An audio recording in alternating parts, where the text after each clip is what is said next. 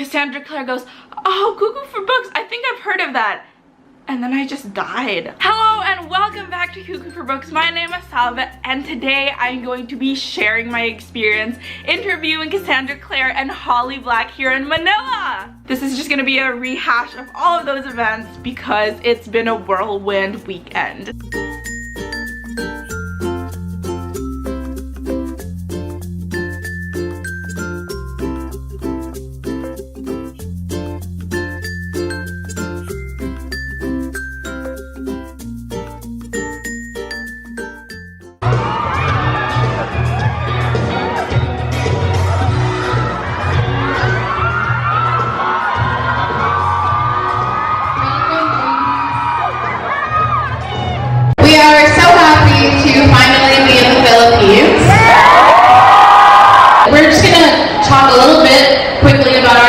And then we're going to try to take questions from you guys so we can talk to you a little bit. I met Cassie in 2002 when my very first book, which was Tide, came out.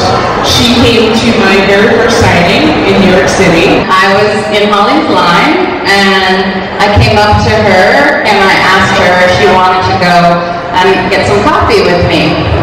And nobody had told Holly the thing that everybody learns eventually, which is don't go out with strangers.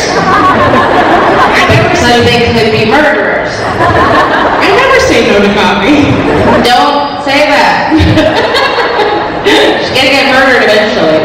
So she said yes, and we went out together, we had some coffee, and we talked. We talked about books mostly, books that we liked, books that we both read, the authors that were our favorite authors, and we discovered that we had a lot of the same favorite books and favorite authors. And not just necessarily like really big books, but we had both been enormous fans of a British fantasy writer, MacLeod, and Ellen Kushner's Sword's Point, and the books that not everybody maybe had read.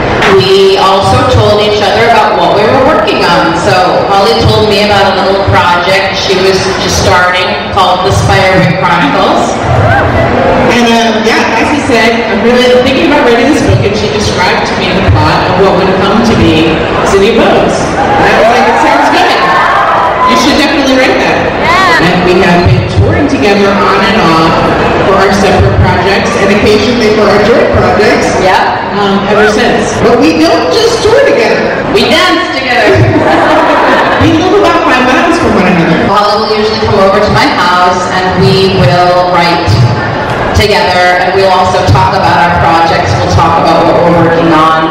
And that is how we ended up here. We were in my barn, which has been converted into a big workspace, and we were talking about the books we had coming out and how we would like to tour together, and we realized I had Queen of Air and Darkness and she had Wicked King coming out around the same time. We came up with this idea and we're really excited that we made it happen.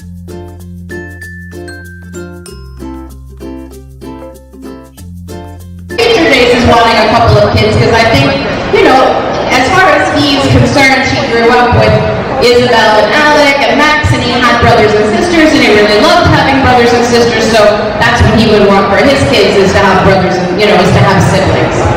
So, I think he would want that for them. And Wicked Powers takes place about 3 years after Queen of Air and Darkness, so we're definitely going to see Clary and Jace and what's going on with them.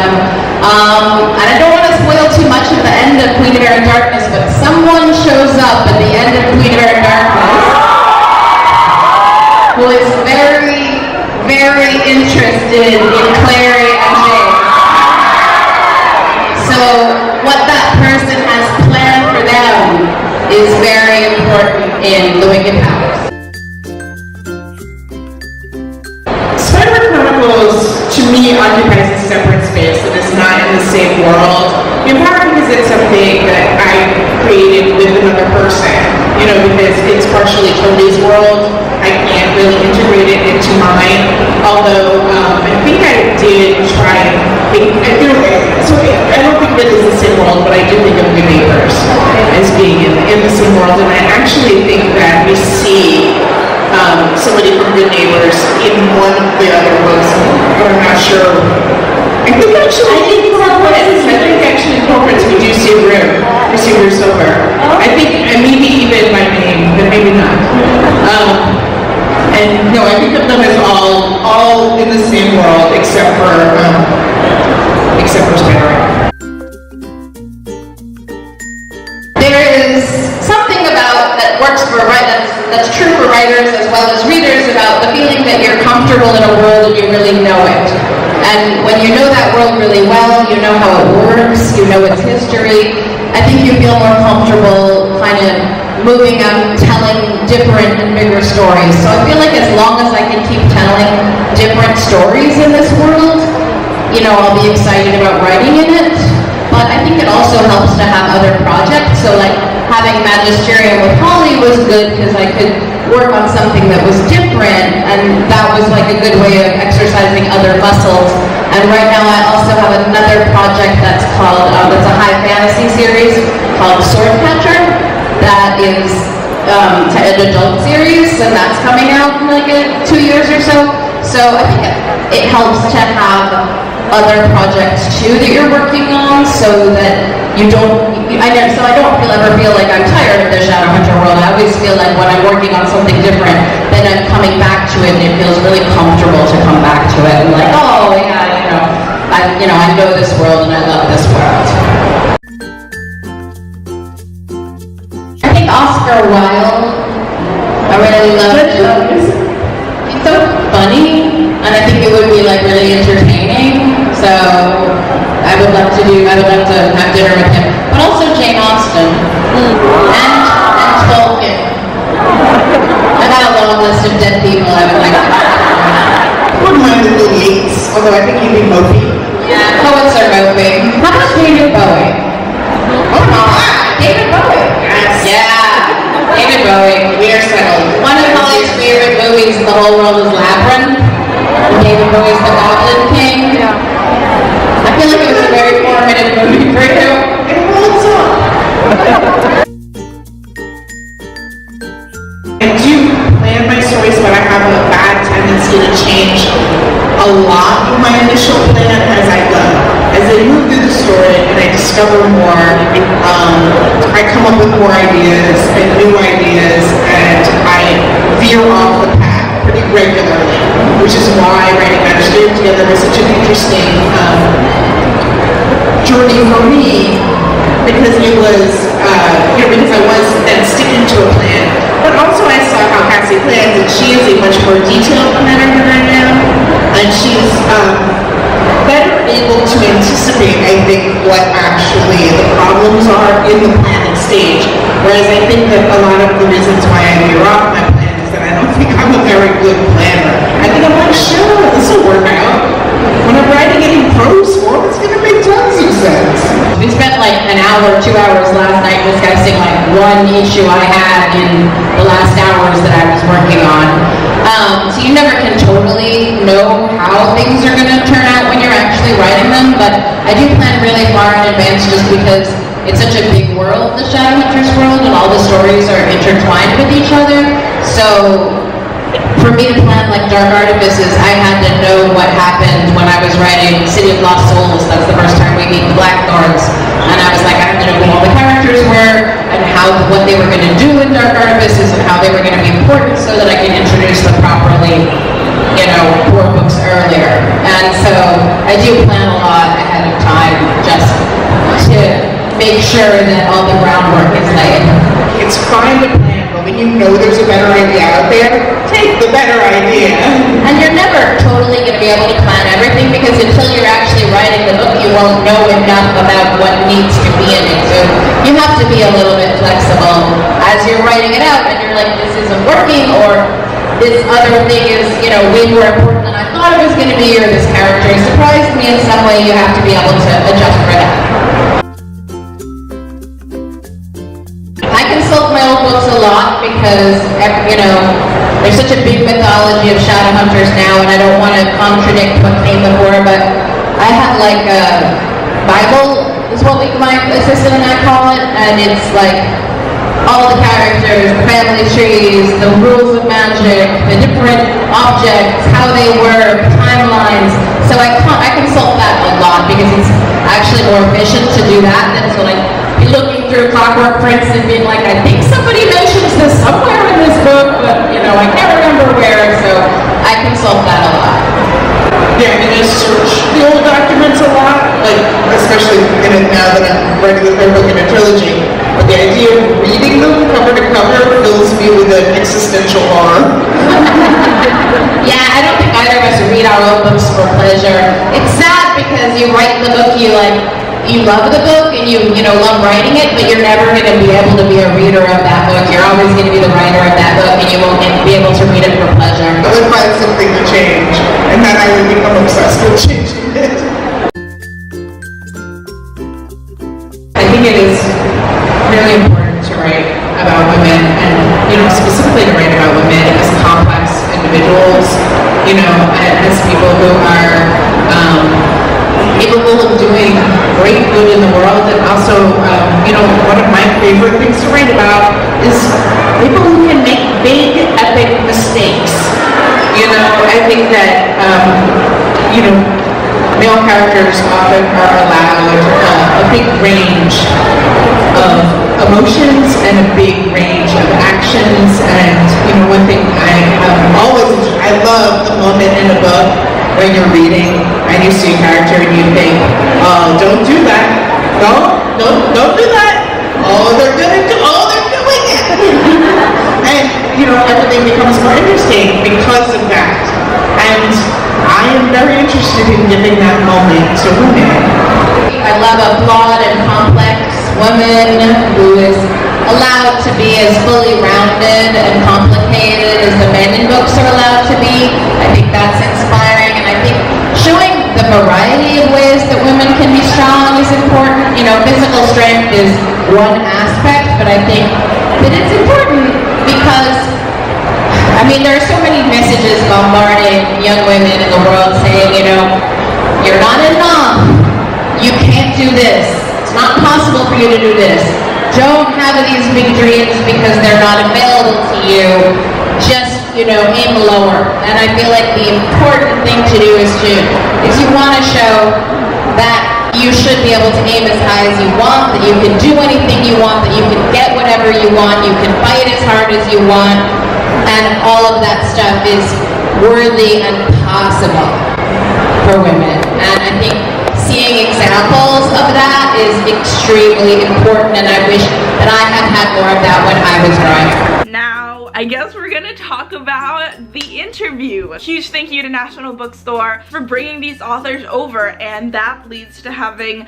blogger opportunities with them. So they're to thank for this whole thing to begin with, and then everything else is just like the cherry on top of the beautiful author fantasy YA Sunday. I didn't know until about 4 days before the interview that I was going to be doing an interview. Filipino book bloggers were approached to be a part of the press junket. Woke up, day of, that's today. I got there about an hour and a half early. It was just going to be me, Leslie, and Lyra, and they are the two other book blogger gals that had this amazing opportunity. And so we were there, and I brought note cards for all of us to write our questions down, just so we wouldn't be referencing our phones.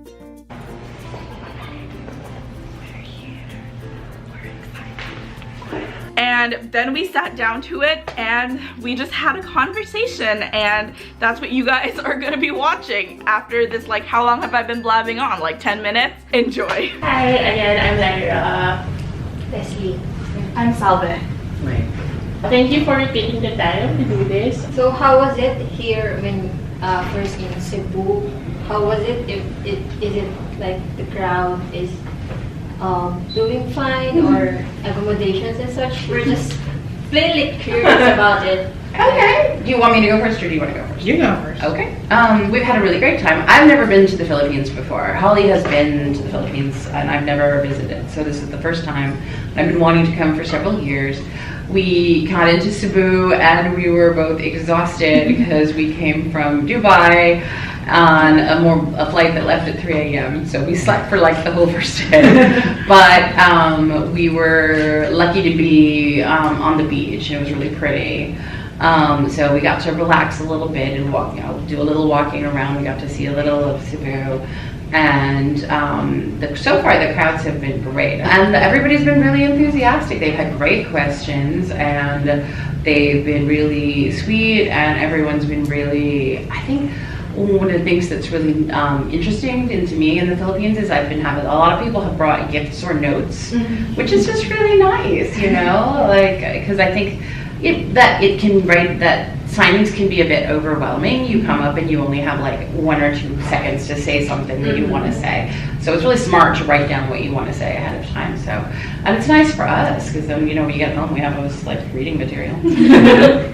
Crowds have been great. It's been super great to see people cosplaying and with their stuff. With their just different stuff and saw some shirts I've never seen before. And Kelsey's right. The questions have just been great. The enthusiasm was great. I've never been. I know you've done mall signings before, but I have never been to a mall signing where you have a crowd here, but also a crowd above. I was not ready. I was like, what's happening? After a few minutes, I was like, okay, I'm okay. But for a minute there, I was like, oh, this is a new feeling. So it's been great. And I was never in Cebu before. I have been in Manila because my husband's family is from Pangasinan. So I came here just to visit them. How does that feel, knowing that your writing has affected a lot of readers from the other side of the globe? I think it is. It is interesting, especially when you realize that you have readers who have been with you since the beginning. Like I have readers who are coming out with their Spiderwick books and with their Tie, the book back from 2002, and it is. I think seeing people all over the world with your new book feels great, right? But seeing them with your old book feels like you've been having a relationship, with somebody that you haven't had it, like you haven't had the opportunity to ever meet before until this time. I think it feels really special and different. Yeah, so many people said to me, like, you were in my childhood or you were in my teenage years, and that's just a really great feeling. I think it feels like you're very lucky to have been able to reach out across the world and form relationships with people who are far away. Nothing against any new readers. We welcome you. We're just very special for our long-time readers. No, I get it. I mean, Cassie, when I started reading your books, I think I was around 16, 17. So I'm around 27 now. And I became the person who I am now with the help of your characters. So I learned from them. I learned from your books. And I follow you on Tumblr and Twitter, so I learned from you as well. So yeah, you're really a big part of our childhoods, our teenage years, the same as you, Holly. So it's almost like we've known you for a long time. I think that's what's important about coming to, not just doing a video or something, but coming in person is because you guys have been able to have something of a relationship with us, but we haven't had a chance to meet you. So it's really kind of great to come and to actually meet the people that have been reading our work. You're gonna cry, don't cry.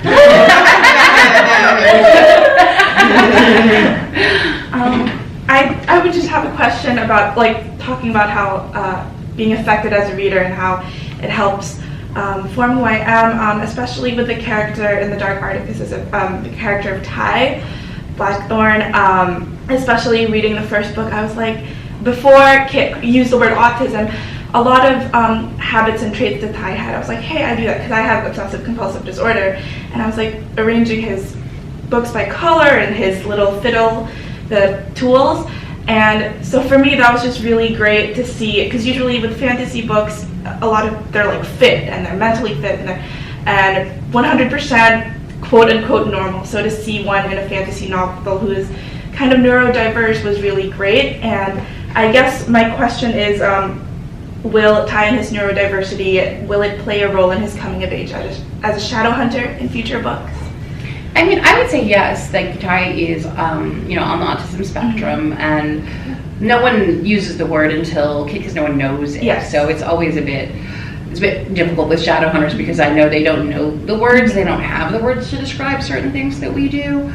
But I wanted to use the word because I didn't want people to have any doubts, especially readers who were on the spectrum. I wanted them to be able to be like, oh yes, definitely, the things that I recognize about Ty. It's not just a coincidence, he definitely, is on the spectrum. And so I just think it's an intrinsic part of Ty. It's not, his absolute defining characteristic, but it's always part of him, and so it's going to, the next time we see Ty for a significant period of time, he's one of the protagonists of the Wicked Powers, and so, and I'm excited to write that, and it forms, a significant base of his personality, especially. One of the things that I think characterizes Ty is that he has specific special interests. Yes. So he'll get super interested in, a specific area.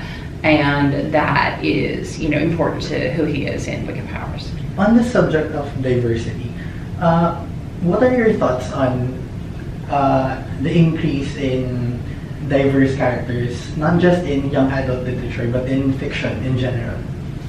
I mean, it's great. Obviously, we have a long way to go before we have true inclusivity and representation that matches the actual demographics of our world and as Americans of our country.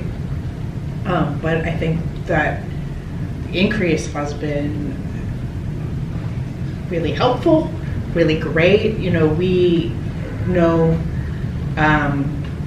writers who came into publishing around the time that we did who had a great deal of trouble getting marketing for their books, getting placement for their books because of the protagonist's race or sexual orientation, and to see books coming out now and really getting that marketing, getting the beautiful covers, really being pushed hard, and and seeing readers who have clearly been looking for these books and are snatching them up off the shelves is so great.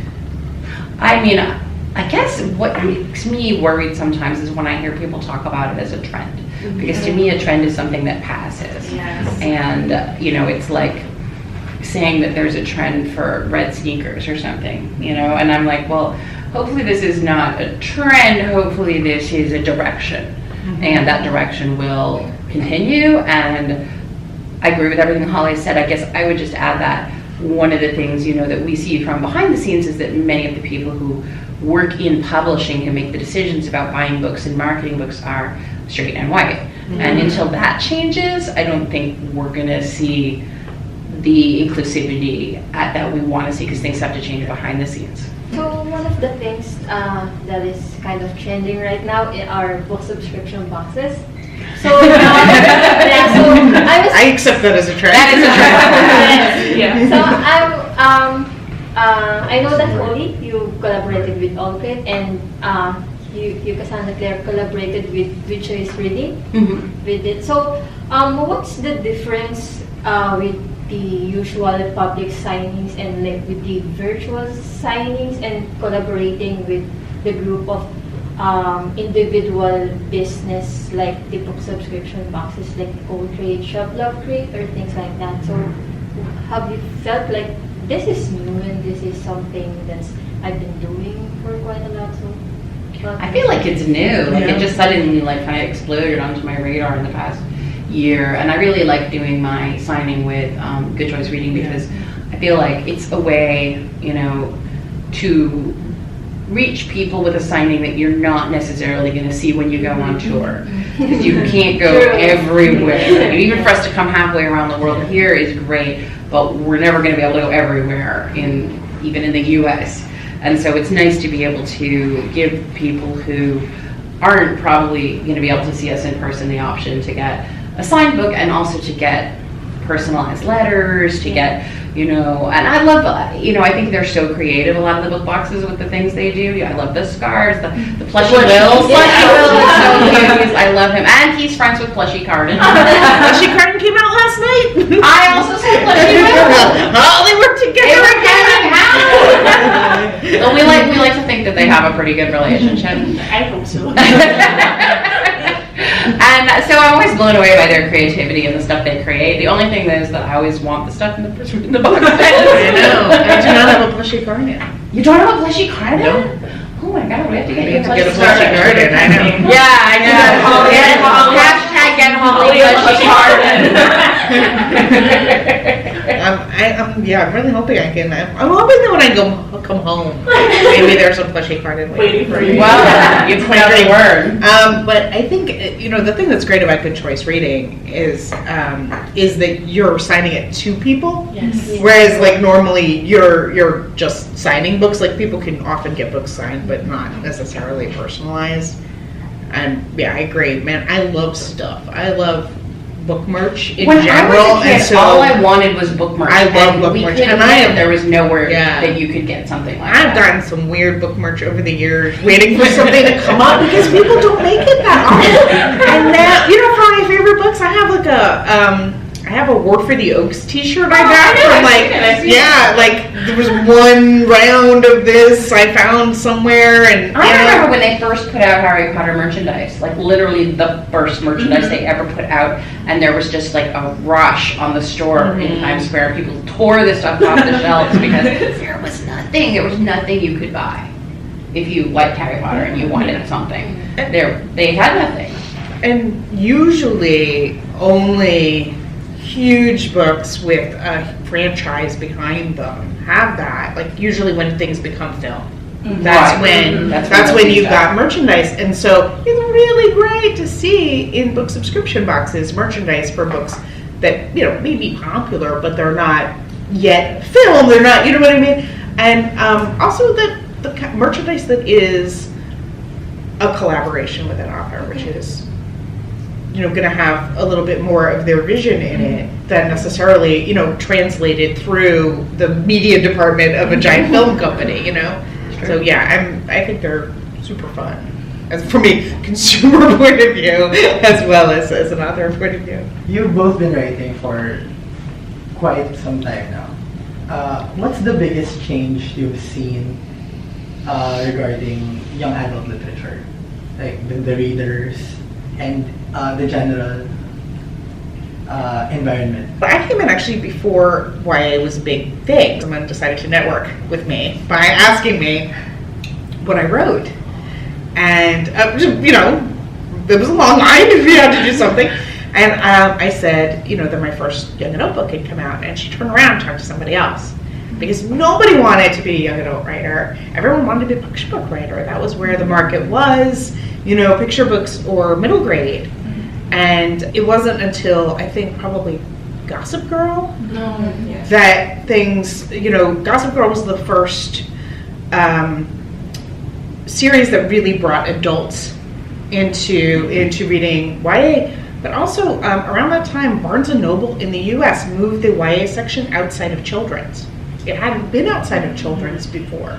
And separating it out brought in an older teen audience. And so I think for me, like the biggest change has been just watching it go from being really very much part of children's to being this, I'm thinking of numinous, but I'm thinking of a different word. You're thinking liminal. A liminal space in which you see older teens, college students, and then adults also finding their way around, and the protagonists have gotten older as a result. Over the time that I've been in YA, definitely it's gotten older. And I think it's not just because, my readers that have stuck with me have gotten older, but, and so I'm seeing older people, at signings and whatnot, but that's the experience I've seen overall. When I go to a festival and I see like Lee Bardugo signing, a lot of her, people coming to read her books are older, and she hasn't been writing for 10 years, she's been writing for 5 years. So I think we have a big group of people, and I read this as a statistic in the New York Times the other day, so assume this is true. It's like 50% of the people who read YA are over the age of like 20 or something like that, or over the age of 25. So they are themselves adults.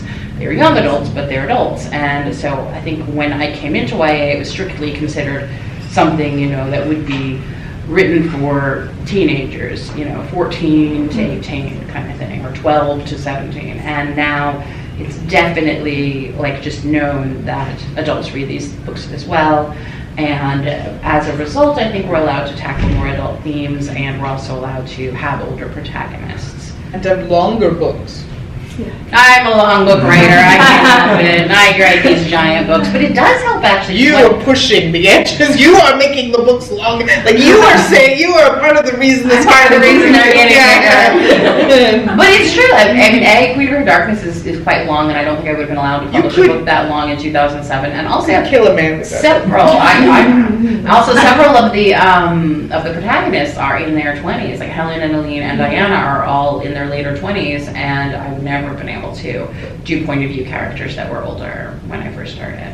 I guess going off of things that might not have been allowed before, was it hard, I suppose, getting the go signal from the publishers to pursue Mark and Kieran and Christina's relationship? I think in the vein of like things getting the market getting older, I got a lot less pushback or trouble for that than I got for Magnus and Alec. Oh. Not now, but when I first started. And when I first started with Magnus and Alec, I got a lot of pushback, and I got told, that I remember meeting with a woman who worked for a big school fair in the U.S., but I'm not going to say which one. And she was like, "Oh, well, we can't carry your books. You know why?" And I was just like, okay, a little, kind of shocked, but at the same time not surprised, because I knew that was something that was an issue for them. And it was definitely something that when the books were reviewed, and that was the case for you as well as for me, we would see people kind of there'd be warnings, like we should warn you that this content is in this book. And I was like, it's bit of content, like we're talking about kissing, right? And but they would treat it as if it was this just very racy content because it was a same-sex relationship. And so I do think that's changed a lot in a positive way since I first started, and we see a lot more of that, and I think that the idea of warning about it would be offensive now. And when I did the Karen and Mark and Christina, my editor was like, "Yeah, I figured this was where this was going." And that's all she said. I wanted to talk a bit about Infernal Devices. I feel like usually in books where there are love triangles, you always have to pick one.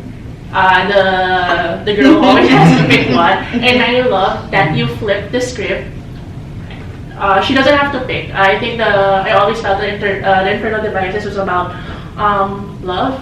And it helped me perceive love in a different way. I always thought that I should just love one person forever. And now, no. That we can love people equally, romantically, and friendship level, stuff like that. So what inspired you to flip the script this way? I think because I had so many friends, Holly included, who always told me they didn't like love triangles, and I love love triangles.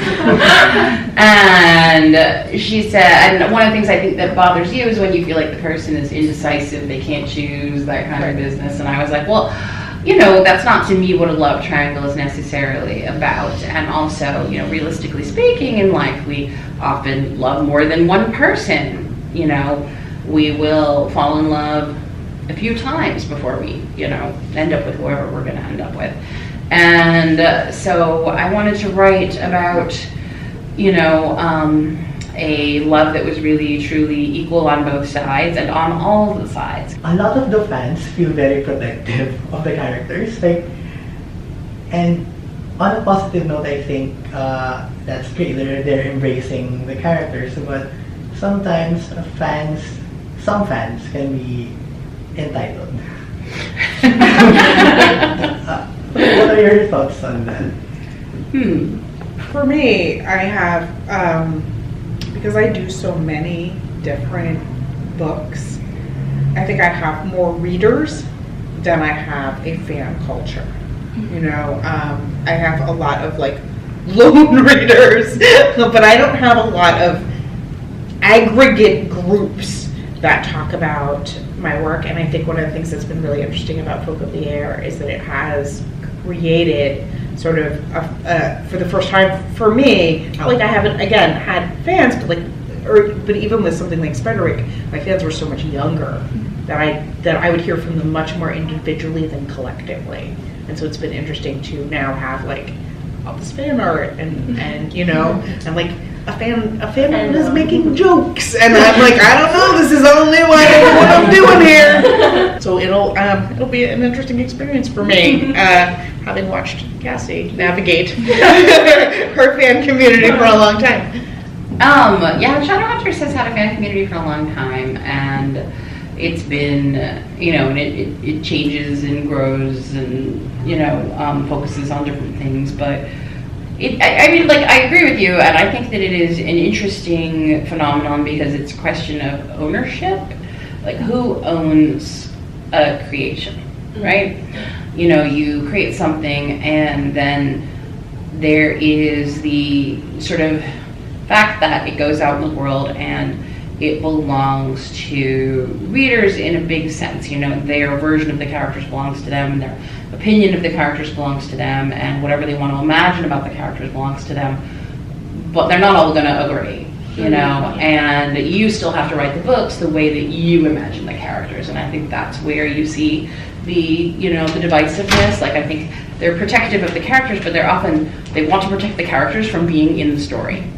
They're like, the story is full of dangerous things and bad things that will happen to these characters. And I'm like, well, yeah, that's what it means to be the character in a book. Bad things will happen to you, and you will experience conflict. And I think it causes them sometimes to forget that, you know, the characters, your choice is the character's not in the story at all, or the character will experience conflict. And those really are the two questions. And I think that, you know, it is absolutely fair for readers to feel a sense of ownership over the characters, but I think it stops short where they start to feel that the person who created the character doesn't deserve to have them or isn't allowed to have them anymore, and that is where it becomes a problem. And one of my actual favorite stories is when I was doing a signing and a girl came up to me and she was really angry and she said, if it was up to you, Alec would be dead. And I said, it is up to me. I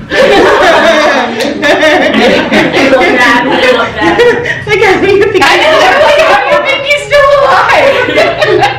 alive? There's a lot of discussion about, like, when does the author sort of disappear from the process, but I think it definitely is when you're writing something that's ongoing, you have to kind of accept that the author is going to keep writing, and, you know, these characters, then they're going to choose what happens to the characters. That's part of the process. And it does then, I you know, endanger them. I definitely have seen people ask many signings about their favorite character, ask you, will we see them again? And, like, you know, they definitely want them to be in a story, but in a story in which they are totally safe and everything is great. I mean, it's a common question. Like, will we get to see, you know, the happy story of happiness involving this character? Right, and it's interesting because I just wrote Red Scrolls of Magic about Magnus and Alec, and I've seen reviews of it, and they're good reviews, and people like it, but they're so surprised, I think, that there's like a plot, and like Magnus and Alec are in danger. And I was like, but there has to be a story. Like, I think they were just so strongly thinking, well, it's just going to be Magnus and Alec, and they're going to go on dates. They're going to climb the Eiffel Tower, and they're going to go shopping, and they're going to buy matching outfits, and I was like, actually all that stuff happens, but they're also in danger because it's a book. So, like, you have the, you know, that stuff, and you also have, you have to, in order to create the sense that there's a story happening that's important, you have to create, that tension. And so I think there's that push-pull between like, I love this character, I want them to be okay, and I love this character, I'd like to see them in a story. And that is, those are two things very hard to reconcile. I think we have to wrap up in a bit. That's a good question. We have like one. I don't know if you guys have lots of questions, but I just had like one fun question, which is, so we all know that fairy fruit and fairy food is forbidden, and if we know, we mortals can't eat them. So, or shouldn't eat them. Shouldn't eat them, but for you guys, what is the one food or drink or dessert that if it was in front of you and you knew it was fairy, but you'd still like, I don't care, to heck with the consequences, I'm just gonna gobble it down. Coffee. Sticky toffee pudding. So good. I discovered it in England and I love it. A final question for me. Cassie, do you know how the entire Shadowhunters Chronicles series ends? I do. She does. I do too. I'm not emotionally prepared. I do know how. I do have one last. I don't want to spoil the other ones, but I've read The Cruel Prince and the Wicked King, so I just wanted to know, in 3 words, like how can you describe right now the Queen of Nothing? 3 descriptive words. Like conflict. Okay. Masquerade.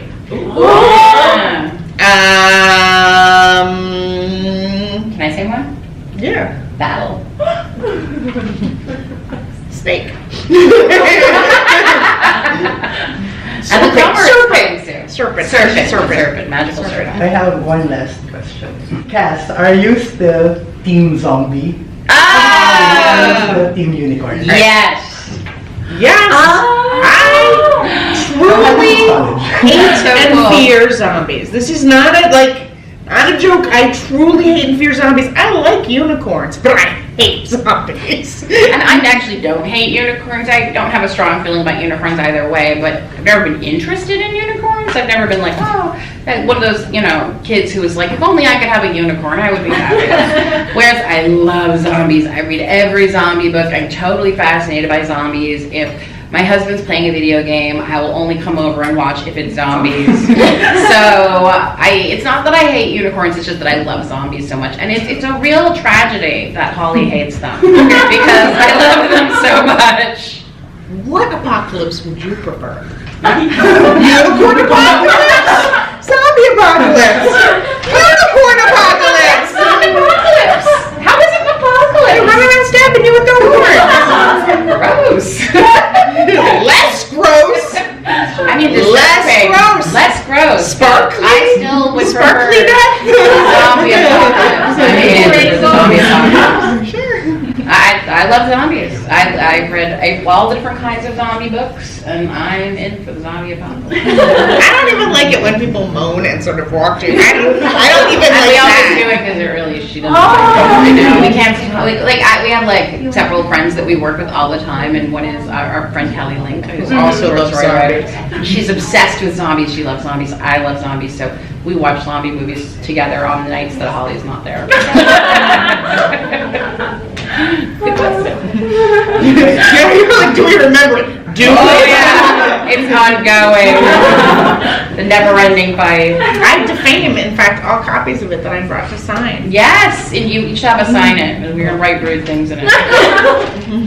It's a really old copy. That's very nice to see a copy that has been read. This is my first time having a conversation with an author I've never met. I have only known through her work. It was a whole new experience for me. I'm so grateful for it. And that about does it for my video on what went down during Cassandra Clare and Holly Black's visit to Manila. You can follow me on my other bookish adventures. On Twitter, I'm at Cuckoo for Books, and on Instagram, I'm at Salvavillarosa, but also at Cuckoo for Books.